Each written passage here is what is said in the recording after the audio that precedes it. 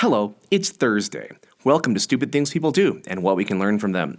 I've already addressed the stupid thing in our previous vlog, so today we'll be skipping directly into said learning part. In case you missed it, the stupid thing was the redone Rosebud restaurant vlog.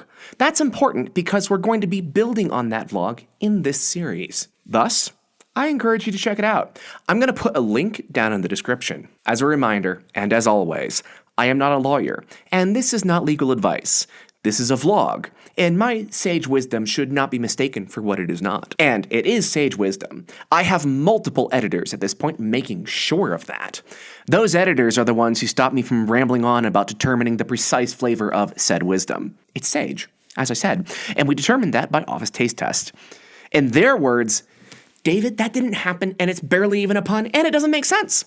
And that is why it's sage wisdom and not tamarind wisdom. Today, we're going to be doing a common sense deep dive into something that is extremely important, and that, for some reason, people seldom realize they need when they need it. No, we're not talking about basic nutrition. We're talking about investigations. Now, that said, nutrition is probably a good analogy. Consider that your workplace is a body, and you can prevent a lot of problems by having a healthy lifestyle. For you, as a human person, that means regular exercise, eating apples, and chasing down the doctors who, try as they might, can no longer run fast enough to keep away from the apple-driven CrossFit machine that you have become over decades of training. But even with the best of lifestyles and the most fleek training, things can go wrong. You could sit in a chair funny and get a herniated disc, and now the doctor's getting away. So, what should you do? Well, you need a specialist, like a chiropractor or a rehabilitation specialist. For workplace health, investigations and investigators are like that specialist. Hopefully, you've cultivated a healthy workplace with the kind of lifestyle and policies that drive away would-be offenders faster than apples drive away doctors. But allegations and harassment can still happen in even the healthiest workplaces, just as injuries can still happen to the healthiest people.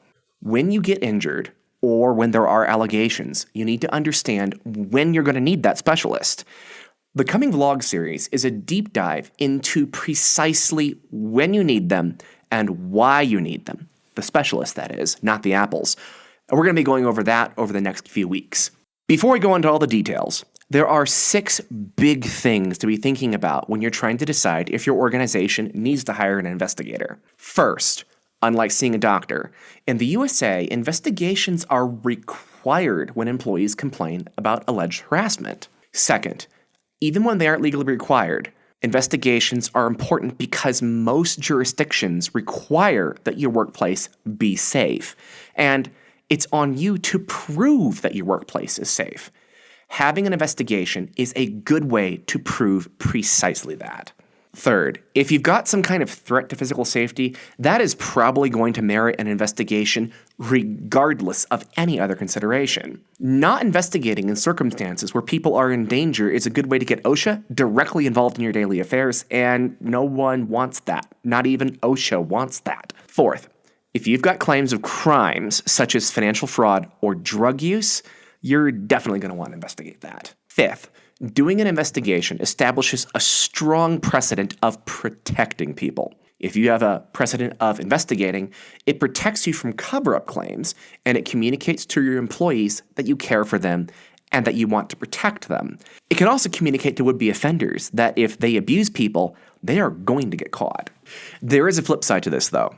If you establish a precedent of investigating and then you don't investigate, well, you've just treated 2 employees differently in similar circumstances, and this is the grain upon which discrimination claim yeast feeds.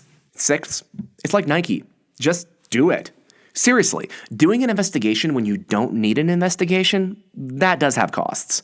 But it's very hard to point to an organization as being inadequate about enforcing its policies when it's investigating claims and can demonstrate that it takes all the allegations seriously. The last thing you want is for a court to find that failure to fully investigate a complaint supports a finding that your response to alleged harassment was inadequate. That's some food for thought to get you started going into our vlog series.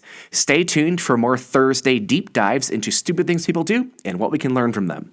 Thank you so much. Have a good day.